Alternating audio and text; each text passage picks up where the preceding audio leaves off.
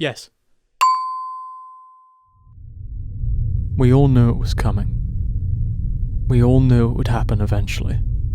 It was only a matter of time before the Dark Council wanted some better profit margins, and we all paid the price. However, PlayStation, like usual, have gotten a little bit greedy. Not saying that Microsoft aren't greedy, because they are fairy. Remember 2 years ago when they tried to double the price of Xbox Live Gold? $120 a year before backpedaling it within 24 hours?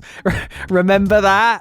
The difference is that Microsoft, backpedaled that. Sony didn't. Charging $60 a year for, nothing is already effectively robbery, but charging $80 a year to play some video games on the fucking net. That's just not on.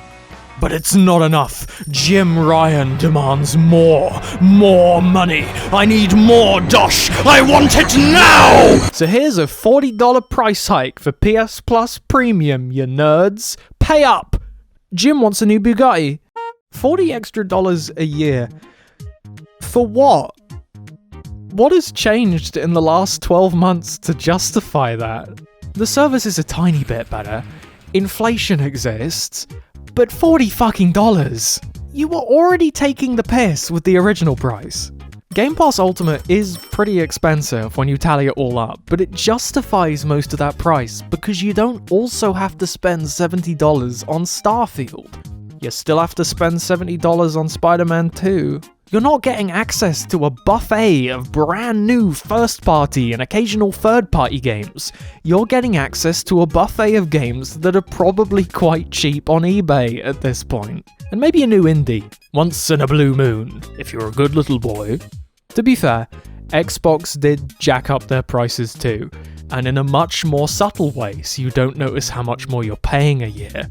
But for one, they didn't increase the price nearly as much. For two, they didn't increase the price of online multiplayer, kind of. And three, I don't mind paying a little bit more if the service is still good, which it is. If you want to charge premium prices, you've got to have a premium service.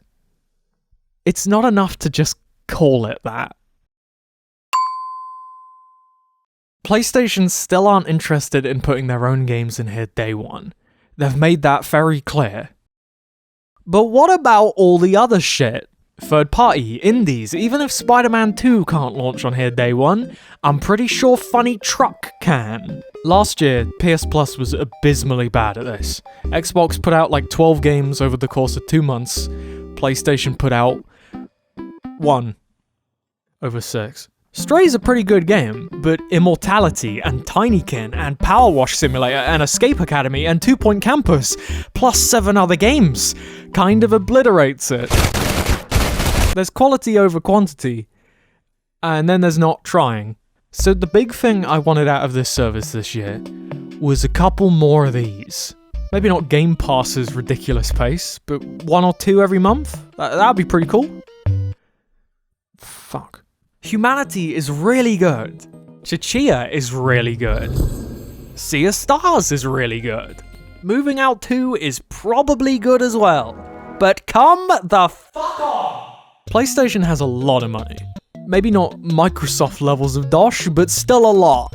They can afford to try at least a little bit more than this. I should not be at the point where I'm surprised to see a day one game in the monthly update. That should be the bare fucking minimum. What is all this money going towards? Jim? Do you know anything about that?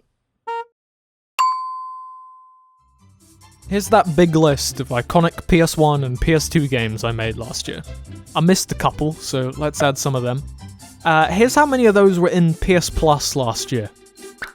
Not great. Here's how many are in there now. Let's discount the PS3 streaming stuff. Oh. They added Twisted Metal. That's pretty cool. Ridge Racer 4. That's neat. Killzone. For the PSP. Medieval. For the PSP. Ratchet and Clank 1 through 3. Streaming only. Sly Cooper 1 through 4? Streaming only. God of War 1 and 2 were actually on here last year, and still are, and I completely missed them, because the guy in charge of organising all the games forgot to put them in the classics playlist again.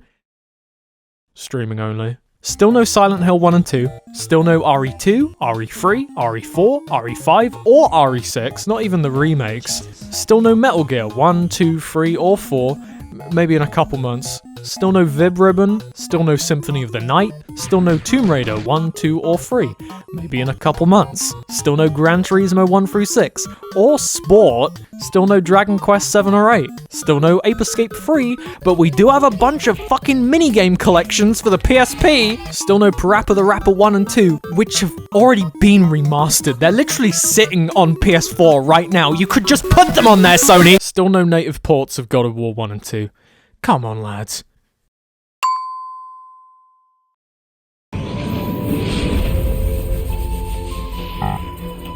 It's still bad. Actually, they have said that they're adding in the ability to stream PS5 games, finally, so still bad, but there's now more opportunities for it to be bad, so that's pretty cool.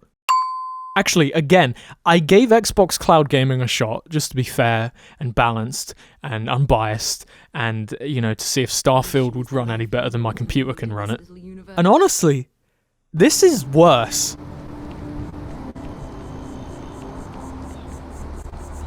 A very low resolution, stuttery, laggy mess that forces you to wait upwards of 45 minutes to experience it. So I guess PlayStation gets a point. Congratulations, you're not quite as shit as Xbox Cloud Gaming. Can I go now? Because he's interrupted me twice. Okay, right. It is still atrocious. Games are still in the wrong categories. The interface is still a cluttered mess that buries anything that isn't the biggest release. Games that aren't on the service anymore are still listed as being on the service. Some games are repeated twice. Not because one is a PS4 version and one is a PS5 version. This one's a PS4 version, and this one's a PS4 and a PS5 version. Some of the games are still unlisted and have to be searched for to find them.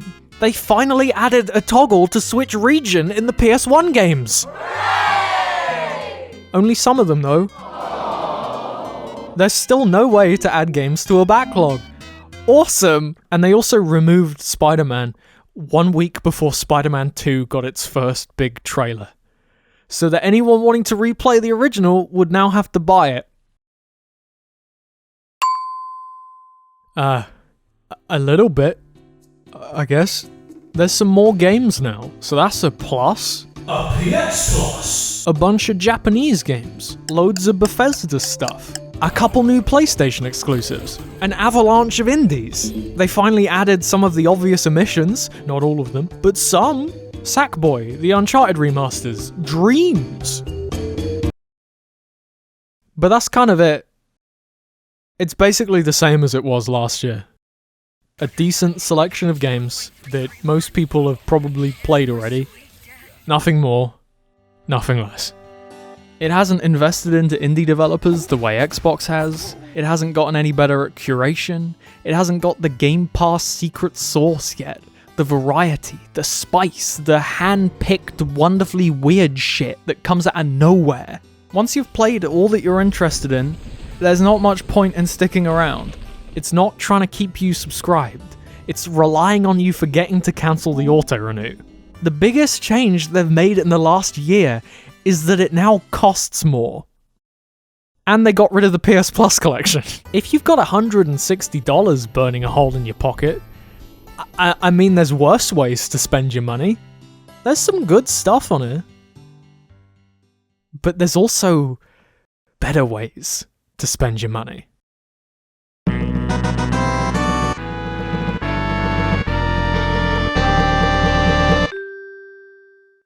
Here's some things you can buy for less than 1 year of PS Plus Premium. A video game that you actually definitely want to play, because God knows there is a lot of those right now. Some bog roll.